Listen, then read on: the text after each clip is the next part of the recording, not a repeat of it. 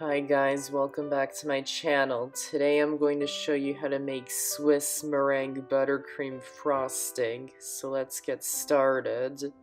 In the bowl of a stand mixer, add the egg whites, sugar, and salt. Whisk them together just to combine them. And place it onto a pot of simmering water. And you'll have to whisk it constantly until all the sugar has dissolved and the mixture lightens in color.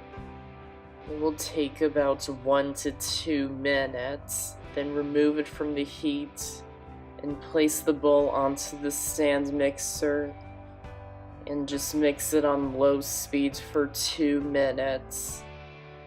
Then after 2 minutes, turn the speed up to high and whip it for about 5 to 10 minutes or until it's cool to the touch.